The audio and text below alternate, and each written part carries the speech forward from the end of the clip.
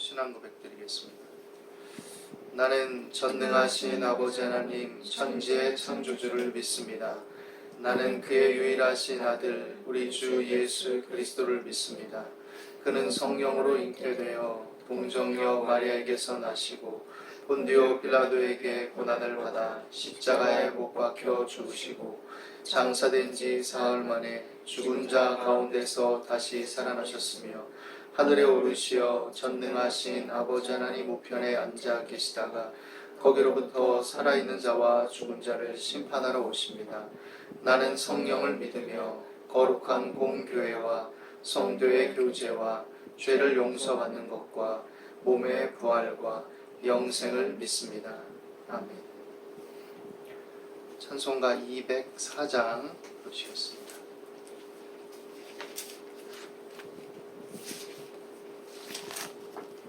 (204장입니다)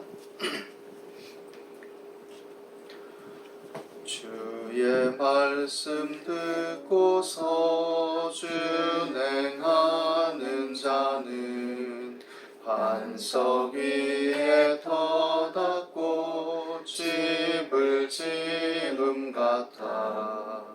비가 오고 물나며 바람 부딪혀도 반석 위에 세운 집 무너지지 않네. 잘 짓고 잘 짓세 우리 집 잘 짓세.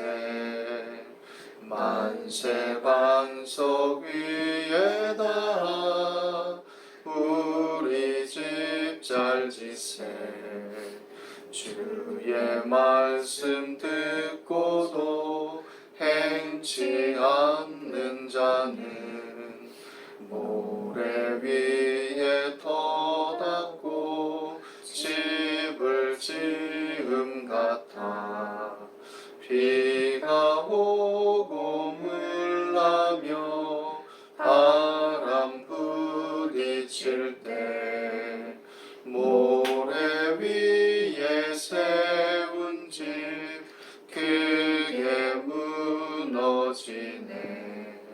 잘 짓고 잘 짓세 우리 집 잘 짓세. 만세 반석 위에다 우리 집 잘 짓세.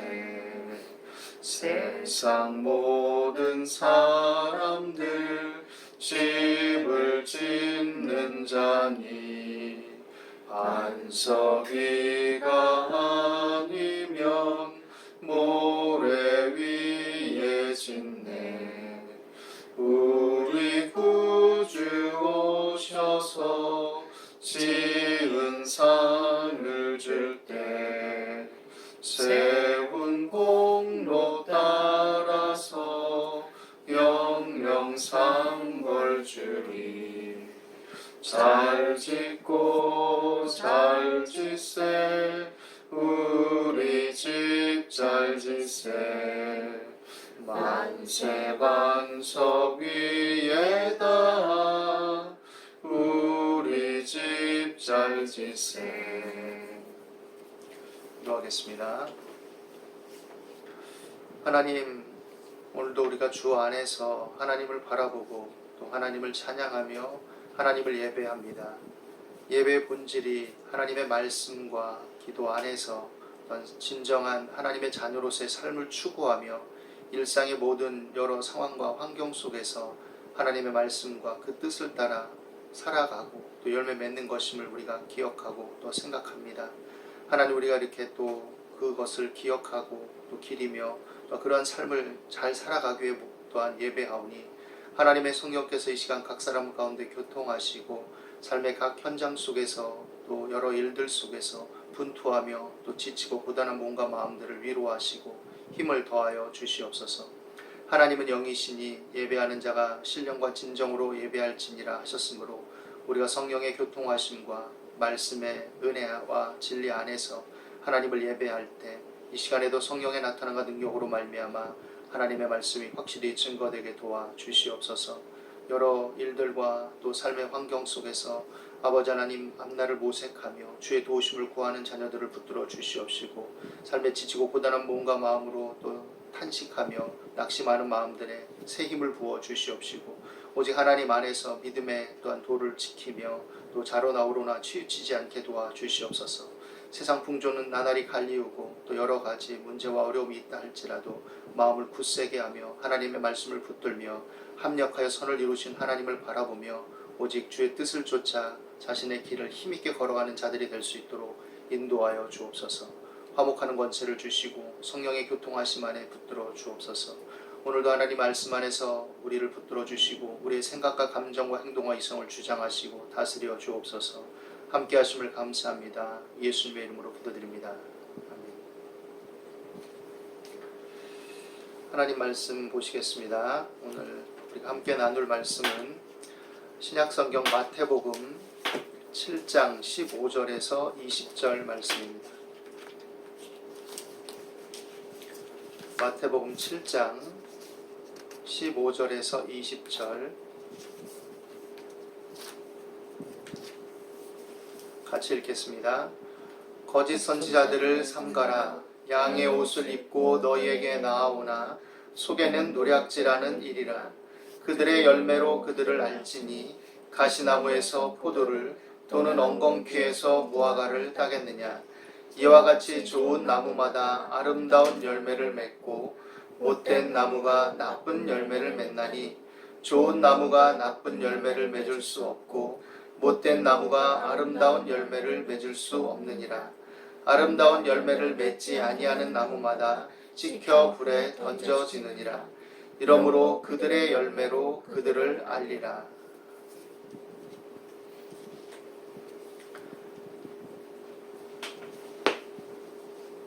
권위가 부여되는 방식이 있습니다.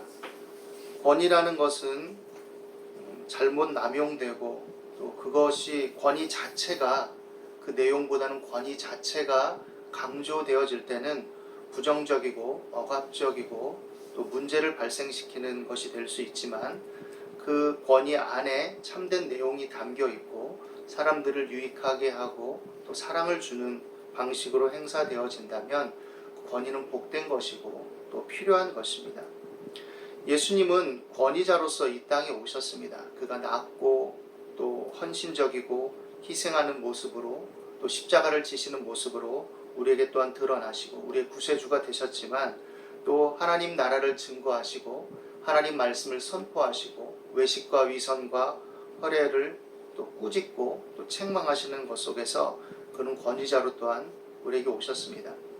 이스라엘의 선생들도 권위가 부여된 자들이긴 합니다. 그들이 하나님의 말씀과 제사와 율례를 맡은 자들로서 하나님의 뜻을 따라서 백성들을 섬기고 이끌기 위한 또 함께하기 위한 권위자로서 권위가 부여된 사람들입니다. 그럼에도 불구하고 예수님 당시 예수님은 그들을 책망하셨습니다. 유대 지도자들이 형성한 그 권위의 유형을 우리가 한번 생각해 본다면, 그들은 진정한 하나님을 경외함 속에서의 가르침 또 모범과 열매를 통해서 자신들이 자연스럽게 권위를 부여받았기보다는 어떻게 보면 이방의 압제하에 있다는 정치적인 상황, 그리고 이에 대한 신학적인 이해와 해석을 통한 회복과 해방을 줄 것이라는 어떤 기대 속에서 형성된 일종의 단합, 일치, 이런 것 속에서 권위가 부여되었다고 생각할 수 있을 것입니다. 그렇지만 이들의 권위는 백성들을 섬기고 또 잘 이끌기 위한 차원에서 적용되어졌다고 보기 어려운 면들이 많습니다. 자신들은 구별된 자들로서 철저하게 율법을 준수하는 모습을 보이기도 하고, 또 여러 종교적인 의식과 율례들을 행하면서 민족 정체성을 확고하게 한다라고 말하기도 하고 했지만, 그러나 그들 사이에도 다양한 모습들을 보이고 있고 세속적인 정치 질서와 타협한 모습도 있고, 또 민족주의를 보수하면서 율법주의를 표방하긴 했지만 그것들이 자신들의 입지와 자신들의 어떤 권위와 정체성을 확고하게 하는 방식 속에서 사용되어져서 존중과 또 칭찬만 받기를 원하고 또 또 백성들의 현실적인 상황, 동료 유대인들의 현실적인 어려움과 고통 이런 것들을 돌보는 것에 상당히 미흡하고 부족했다라는 것을 알 수가 있을 것입니다. 진정한 권위의 중심은 하나님과 그 가르침에 있어야 하는데 그것보다는 정치적이고 신학적인 이해 구도 속에서 설정된 외적인 대립 상황이 권위를 부여하는 방식으로 드러나게 됩니다. 그리고 외부의 대적을 극대화시키고 강화하는 방식을 통해서 내부의 결집을 이루는 전략적인 측면이 지도자들에게 있지 않았나 하는 생각을 해보게 됩니다. 우리가 외부의 현실을 인식하고 외부의 문제들을 고려하면서 내부의 결집을 꾀하는 것 자체가 문제는 아니죠. 그러나 그것이 과장되고 수단화되고 또 그것이 일부 지도자들이나 일부 사람들의 어떤 정치적인 욕망, 야심, 자신들의 계획과 뜻을 이루기 위한 그런 방식으로 된다면 그런 차원에서 사람들의 마음과 행동을 조종하고 그릇된 의도가 개입되기 시작한다면 이것은 큰 문제가 아닐 수가 없는 것입니다. 예수님은 이러한 여러 가지 상황과 현실 속에서 거짓 선생들에 대해서, 거짓 선지자들에 대해서 경고하십니다. 이 거짓 선생들과 거짓 선지자들은 주장이 또 다양하기도 했을 것입니다. 저마다의 이슈와 선동거리를 가지고 있었고 현혹거리를 가지고 사람들의 빈 마음, 또 사람들의 약점, 사람들의 상처, 또 사람들의 선동 포인트를 공략했죠.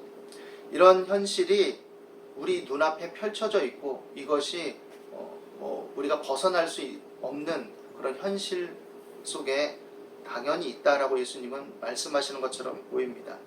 그런데 이 상황 속에서 우리에게 요구하시는 건 뭐냐? 우리에게 가르치시고 또 교훈하시는 것은 무엇이냐? 그들의 열매를 보라는 것입니다. 그들의 열매. 그들의 열매의 핵심은 또 어떤 것으로 드러나느냐? 그들이 사람들을 어떻게 대하는가라는 것을 보아야 할 것입니다. 그들이 사람들을 어떻게 대하는가? 어떤 모습으로 또 어떤 방식으로 대하는가? 사람을, 이웃을, 또 동료를 인격적으로 대하는가? 한 사람 한 사람을 소중히 여기는가? 아니면 그들이 사람을 수단화하고 자신들의 일을 이루기 위한 어떤 도구로 삼아서 자신들이 선동하는 어떤 목적과 목표를 이루기 위한 방향으로 이끌고 가는가? 이런 것들을 살펴야 되는 것이죠. 그리스도인들이 공동체를 이루고 공동의 목표와 목적을 가지고 있다 할지라도 그런 삶의 가치와 방향을 공유하는 그런 형제됨, 하나됨 안에 있다 할지라도 각자의 개성이 무시되거나 각자의 어떤 실존적인 상황이나 형편이 무시되어져서 전체 속에 다 전체주의로 매몰시켜서 그것을 다 획일화시키는 방식으로 다루어져서는 안 되는 것입니다. 그런데 거짓 선생들의 특징은 무엇이냐? 하나의 당위, 하나의 어떤 올바름을 추구하는 것을 목표로 두고 그것을 설정해 놓고 그것을 따르지 않는 사람들은 다 문제가 있는 사람, 다 공동체 유익을 끼치지 않는 사람인 것 마냥 그 개별성이나 각자의 연약함이나 상황이나 현실을 무시해버리는 경향을 가지고 있는 것입니다. 그래서 약한 사람들을 고려하지 않습니다. 상처받은 사람들을 배려하지 않습니다. 현실들을 너무 단일화시켜서 파악하고 그것을 제시함으로써 선동적이 되기 쉽습니다. 사람을 수단화하기 때문입니다. 각자의 얘기를 듣고 각자의 형편을 고려한다는 것은 피곤하고 힘든 일이죠. 그러나 그런 노력 속에서 서로를 배려하게 되는 것이고 그런 노력 속에서 약한 자들을 배려하게 되는 것이고 사랑하게 되는 것입니다. 그렇지 않으면 인격을 수단화시키고 도구화시키게 되는 것이죠. 두 번째로 생각해 볼 것은 돈을 어떻게 대하는가입니다. 돈을 어떻게 대하는가. 이 거짓 선생들의 특징은 다른 사람들에게 올바른 말을 하고 도덕적이고 모범적인 것들을 입으로는 떠들고 가르치지만 자신들은 이익을 추구하고 탐욕적이다라는 것입니다. 자신들은 잘 먹고 잘 살아야 되고 자신들은 안전하게 거해야 되고 자신들은 안정성을 추구합니다. 그렇지만 다른 사람들에 대해서는 지금의 형편과 사정, 생계와 문제에 대한 고려됨 없이 무조건 따르라 라는 식으로 말하기가 십상입니다. 자신의 이익을 추구하고 자신의 어떤 뜻과 목적을 이루기 위한 방편 속에서 사람과 돈을 대하는 것이 거짓 선생과 거짓 선지자들의 공통적인 특징입니다. 구약시대에도 거짓 선지자들의 특징은 정치 권력과 함께했습니다. 권력자들 편에 서서 권력을 추구하고 또 백성들에 대해서는 백성들의 현실적인 상황과 형편을 고려하고 대하기보다는 그들이 자신들의 말에 귀 기울이도록 그들의 마음의 달콤한 말, 그들을 또한 어떻게 보면은 잘못된 길에서 건져내는 말이 아니라 자신들의 이익을 추구하는 형편 속에서 영향력을 발휘할 수 있는 차원에서만 고려해서 말들을 이루어 나갔죠. 그리고 또 한편으로는 연약하고 힘없는 사람들, 법의 보호를 받지 못할 형편에 있는 사람들은 억누르고 억압하고 폭압적으로 자신들의 힘을 행사했다는 것을 볼 수 있을 것입니다. 두 번째로 우리가 살펴야 될 것은 성경에 대한 이해와 존중이 있느냐라는 것입니다. 하나님의 말씀인 성경에 대한 이해와 존중을 가지고 대하느냐. 함부로 쉽게 정죄하는 것을 조심하게 해야 되겠죠. 우리가 성경적이라는 말 속에서 때로는 균형을 잃은 견해가 있을 수도 있지만 그것이 꼭 문제가 되거나 이다라고 말할 수 있는 것은 또 아니겠죠. 성실하고 진실하게 가르치는 사람이긴 하지만 때때로 그 견해가 좀 벗어난 것일 수도 있겠죠. 그러나 그렇다고 해서 성경에 대한 이해와 존중이 없어야 되는 것은 아니겠죠. 과정이 필요하고 늘 배우고 우리가 수정해야 되는 것은 맞지만 그러나 성경에 대한 이해와 존중, 이것을 늘 고수하는 것이 필요합니다. 따라서 독선이나 고집이 오히려 더 큰 문제가 될 수 있죠. 성경에 대한 이해와 존중을 가지고 모든 것의 중심에 하나님과 성경을 두지 않으면서 자신들을 높이고 또 자신들의 이익을 추구한다면 그것은 문제입니다. 물론 이것이 우리가 그냥 표면만 보고 단편적으로 보면 오해할 수가 있습니다. 왜냐하면 그 사람들도 하나님의 이름을 들먹이고 성경의 근거에서 말한다고 떠들긴 하죠. 그러나 그들의 중심에 그것이 결여됐다라는 것을 우리가 잘 살피면 알 수가 있습니다. 하나님의 말씀을 왜곡하고 하나님의 말씀을 자신의 형편과 상황에 맞게 구부리고 또 하나님을 높인다고 말은 하지만 결국 하나님을 빙자해서 자신을 높이고 자신이 모든 것의 중심에 서고 자신이 또한 칭찬과 존경을 한 몸에 받아 가로채고 이런 양상들을 추구하고 겸손이 없는 사람이라면 성경을 중심에 두는 사람이 아닙니다. 이런 교회, 이런 목회에 대해서 우리는 경계하고 분별해야 될 것입니다. 그런 차원에서 우리에게 요구되는 것은 분별입니다. 열매를 통해서 분별해라. 말이나 어떤 겉으로 드러나는 이미지가 아니라 그들의 실제적인 삶, 실제적으로 추구해서 이루어내는 일의 어떤 방향들, 행동의 양식들, 여러 가지 벌이는 사업이나 일들을 통해서 그것이 성경적 가치를 가지고 있고 하나님 말씀 안에 있으며 부단하게 하나님 말씀을 통해서 오류와 문제와 잘못들을 수정하고 시정해 나가는지 이런 것들을 살펴야 되는 것이죠. 그런 것 없이 일방적으로 선동하면서 다른 사람들의 말에 귀를 기울이지 않고 하나님의 말씀 안에서의 다른 각도의 교훈들에 대해서 귀를 기울이지 않고 또 존중하지 않고 자신이 모든 것의 기준이고 핵심이 되는 양 떠든다면 그것은 오류, 또 잘못, 또 거짓으로 가는 길이 될 수 있음을 우리는 알아야 될 것입니다. 거짓 선지자들을 삼가라. 양의 옷을 입고 너희에게 나아오나 속에는 노략질하는 일이라. 그들의 열매로 그들을 알지니 가시나무에서 포도를 또는 엉겅퀴에서 무화과를 따겠느냐. 이와 같이 좋은 나무마다 아름다운 열매를 맺고 못된 나무가 나쁜 열매를 맺나니 좋은 나무가 나쁜 열매를 맺을 수 없고 못된 나무가 아름다운 열매를 맺을 수 없느니라. 아름다운 열매를 맺지 아니하는 나무마다 찍혀 불에 던지느니라. 이러므로 그들의 열매로 그들을 알리라 하였습니다. 우리가 관용하고 긍휼히 여기고 또 과정 속에서 함께 가지만 그러나 이것들을 오히려 악용하고 또 자신의 거짓과 또 자신의 악함을 숨기는 양식으로 이 모든 관용과 하나님의 사랑과 자비를 또한 왜곡하고 악용하며 또 선량한 사람들에 대해서 악한 영향을 미치면서 자신들의 이익을 꾀하고 자신들의 욕망을 추구한다면 결국 하나님은 심판하신다라고 단언하십니다. 그리스도의 사랑은 우리에게 충만하지만 그러나 하나님의 뜻을 거스리고 거짓된 선동과 또 거짓된 일들 속에 동참하고 함께하게 된다면 결국은 심판을 면할 수 없음을 또한 우리에게 말씀하고 있는 것입니다. 하나님은 사랑이시지만 어떤 공의의 하나님이시고 정의의 하나님이시며 그 안에서 우리에게 한없는 관용과 은혜의 하나님이시지만 그러나 우리가 하나님 앞에 고집을 부리고 거짓된 것을 추구하고 자신의 욕심과 욕망을 추구한다면 결국 하나님은 심판하시는 하나님이시라는 것을 직면하고 맛보게 될 것입니다.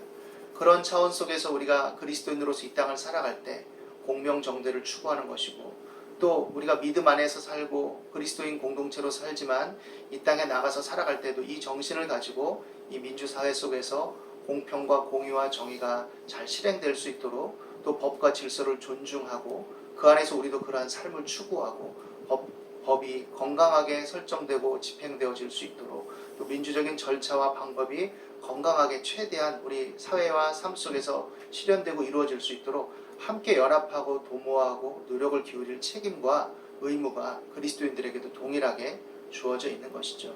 오늘 이 말씀 안에서 우리가 분별력을 더 갖고 하나님을 경외함 속에서 삶 가운데 열매 맺는 그리스도인이 되기를 더욱 추구할 수 있게 되기를 바랍니다. 우리가 다 시행착오도 있고 부족하고 연약하지만, 그러나 이러한 삶을 위해서 힘쓰고 추구하고 노력할 때 우리의 삶이 하나님을 믿는 믿음의 삶으로서 드러날 것이고, 하나님을 믿는다는 것이 정의와 공평을 사랑하고 또 이웃을 이롭게 하고 또 하나님 안에서 화평을 이루는 것이라는 것을 더 밝히 드러내게 될 줄로 믿습니다. 예수 그리스도께서 십자가에서 피 흘리시고 죽으심으로 말미암아 막힌 담이 허물어지고 모든 사람과 더불어서 화평하게 하는 길이 열리고, 그 은혜와 사랑이 함께함과 공유함 속에서 풍성해질 수 있는 길이 열렸음을 성경은 우리에게 말하고 있습니다. 십자가의 은혜와 사랑은 또한 독선과 또 독점으로서의 주어진 것이 아니라 나누고 베품과 또 희생과 헌신 속에 널리 확산하고 공유할 가치라는 것을 우리가 다시금 생각하면서 이 시기 속에서 하나님을 경외함과 사랑함을 또 드러내고 묵묵히 믿음의 열매를 맺는 그런 삶을 더욱 추구할 수 있게 되기를 예수님의 이름으로 축원합니다. 기도하겠습니다. 하나님 아버지, 오늘도 우리 가운데 함께 하심을 감사합니다. 우리가 말만 생각만 앞서고 또 행함과 실천이 더디고 미흡하며 어리석지 않았나 생각해 봅니다. 또 때때로 거대하고 큰 것만을 추구했지, 또한 정작 목마른 이웃에게 물 한 컵을 주고 또 넘어진 자를 일으키고 상처받은 사람을 위로하는 그 작다고 생각한, 그렇지만 한 사람의 실존에게는 정말 크고 중하고 또 큰 것들을 소홀히 하지 않았나 하는 생각을 해봅니다. 우리 마음과 생각을 다스려 주시고 온유하고 겸손한 가운데 하나님의 사랑과 선행을 행하며 격려하며 열매 맺도록 인도하여 주옵소서. 오늘도 하나님께서 함께 하시고 지치고 고단한 마음들을 일으켜 주시고 위로하시고 새 힘을 부어 주옵소서. 감사하며 예수님의 이름으로 기도드리옵나이다. 아멘.